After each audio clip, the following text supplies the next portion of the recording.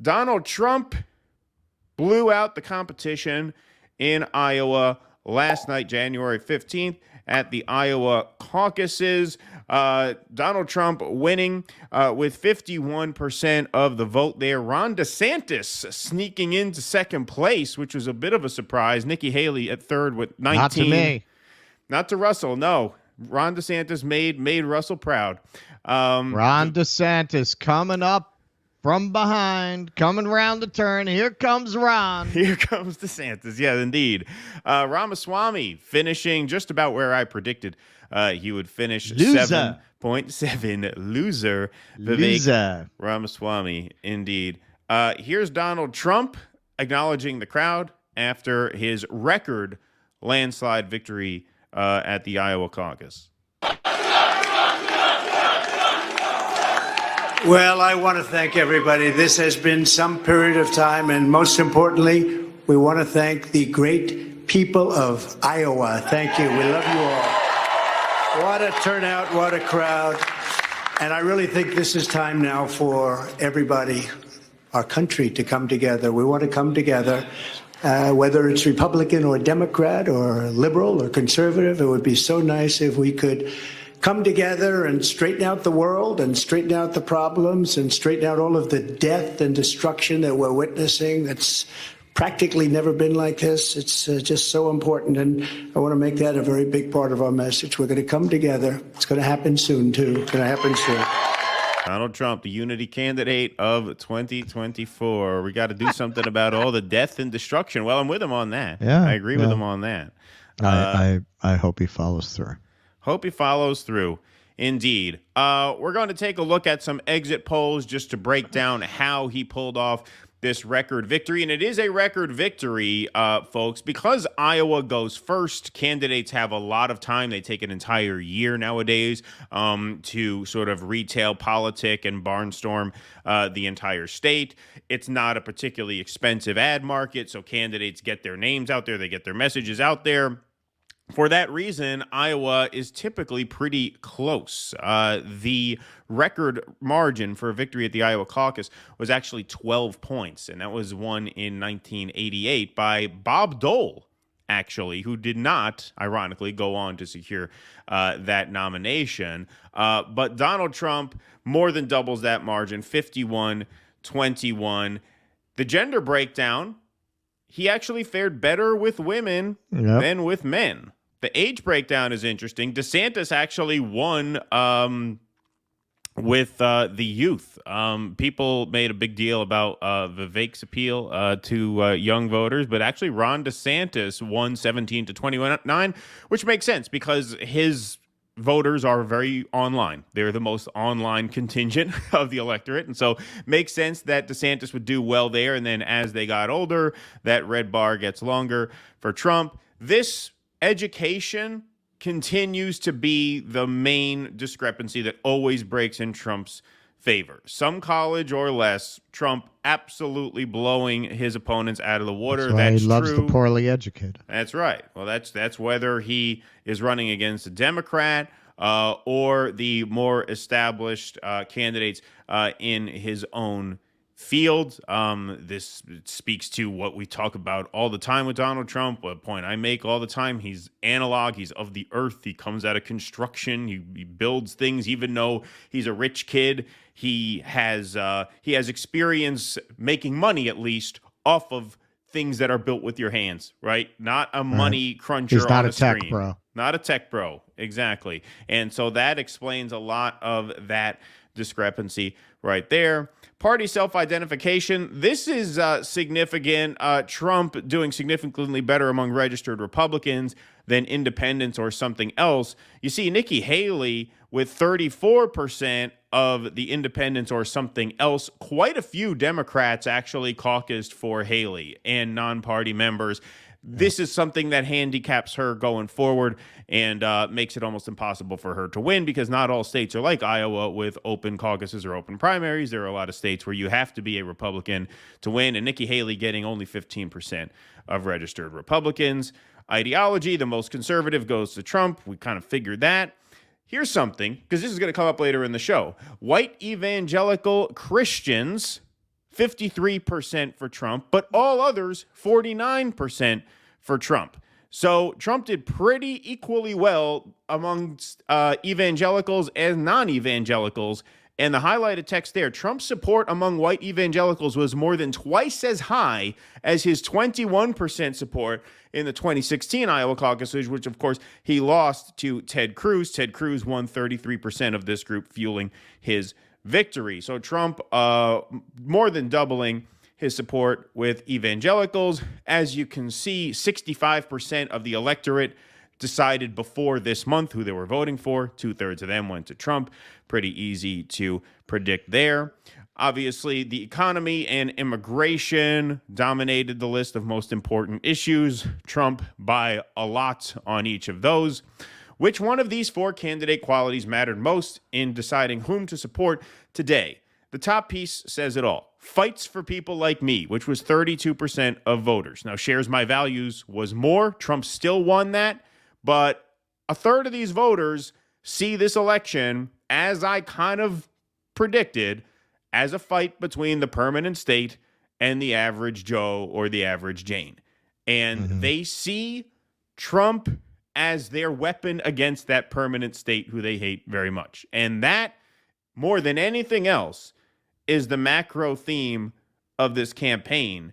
And that's why I think he did as well as he did in Iowa. I think that's why he's doing as well as he is in New Hampshire, as well as he is in the primary overall, and most importantly, as well as he is in these general election polls against Joe Biden. Because what Russell was saying last week, how when the Democrat version of government intrusion into your life only creates more paperwork and more annoying, more authoritarian control without any of the material support that you want in exchange for like some of benefits. that. Yeah, exactly. Then there's not much to say about voting Democrat. In addition to that, the censorship, the weaponization of the government, the way they treated the January 6th protesters does not sit well with a lot of people, even the people in Iowa who mostly had nothing to do with it. They're out in the middle of the country growing their crops. They see that. They don't like that. That is the major theme of the campaign so far. And Trump just wins that vote overwhelmingly. Because I mean, what? Ron DeSantis is going to go in there and pick apart the deep state? Nikki Haley is a deep state op. It's just not even close in that respect. Well, this all kidding aside about about what are looking like the predictions they're going to hang around my neck for the rest of my life with Ron DeSantis. Yeah, where he really fucked up, like, yeah, he got the culture war thing down. And it's not that doesn't play with the Republicans. It's that he, in the end, is a creature of the deep state. And he did not think through how much he needed to disown that element of his resume. If he had come out there and said, and pulled a Trump, yes, I'm the only one who can dismantle the deep state because I've been on the inside of the deep state, that might not have been a bad pitch.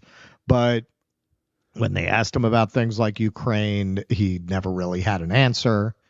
I don't even know if he's taken a position on Gaza. What has he even said about it? Yeah. No. So he just didn't move into the other areas where Donald Trump is frankly preferable to someone like Nikki Haley, straight out preferable. We did a story the other night showing how Nikki Haley was one of the people who got Boeing into South Carolina, made sure that it wouldn't be a union job. And now, daily Boeing flights are having to do emergency landings because of cracked windshields and blown doors. And hey, she got paid off. She got a seat on the Boeing board when she got out of government. And in that capacity, she shut down an effort by shareholders to have more transparency about where the money that they were putting towards lobbying regulatory bodies was going, because that's a risk as a shareholder.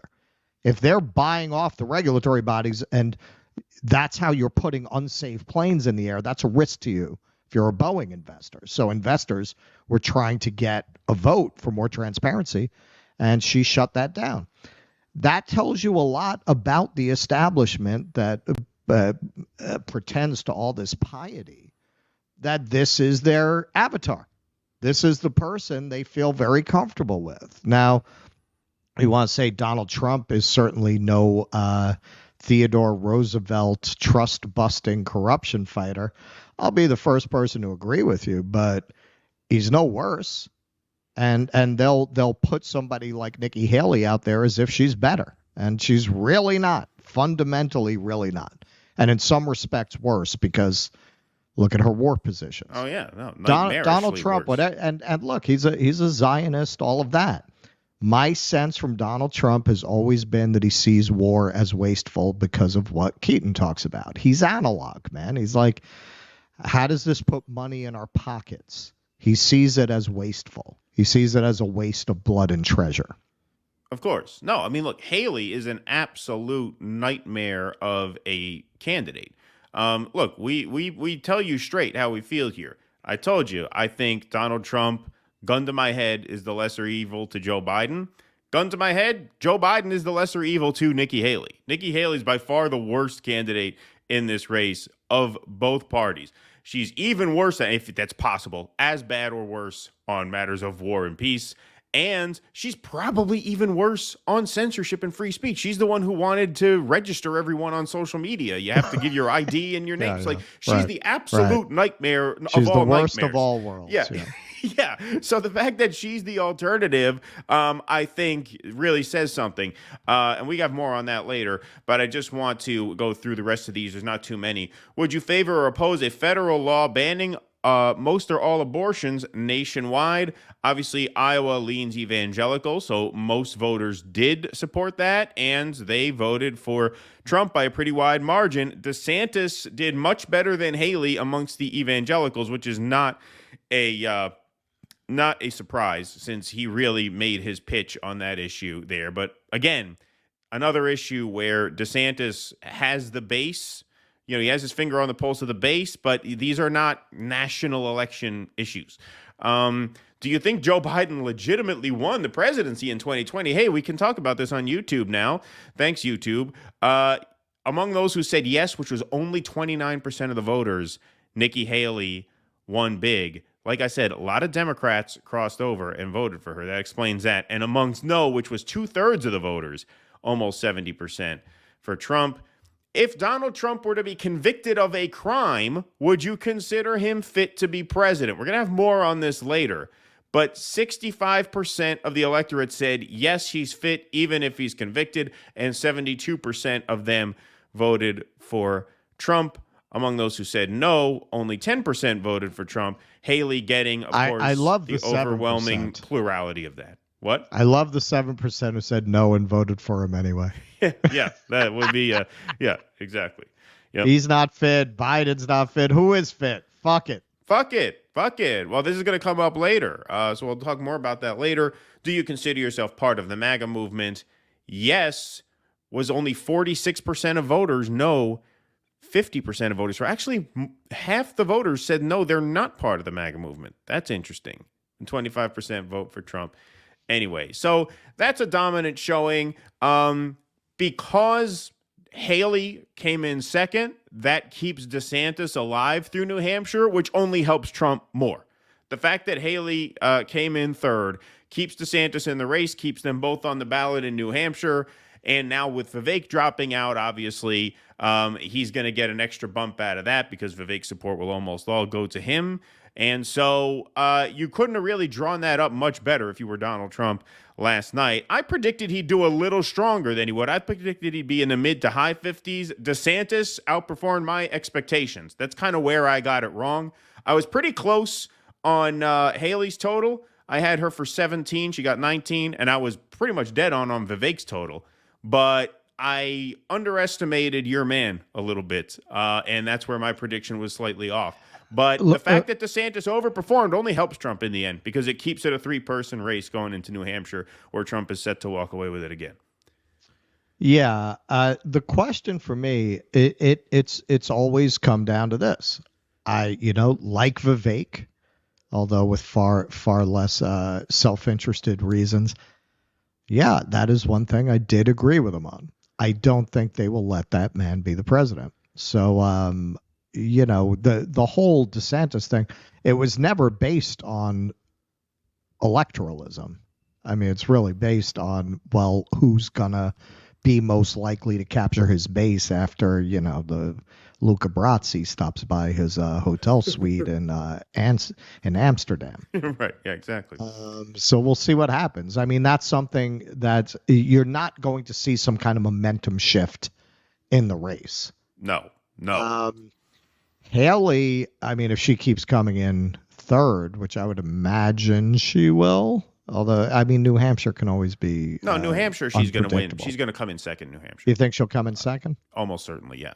Yeah, DeSantis' numbers are so bad in New Hampshire, he's only doing like 1 or 2 events there, and he's going straight to South Carolina. So he's just giving up on it. Yeah, he's single digits. No, she's Okay. look, she's All right. but that's why if he were out of the race entirely and she picked up those votes, she may have been able to get within Hail Mary distance, right? I mean, it's still, we're talking about a long shot that she would overcome Donald Trump, especially now with Vivek out.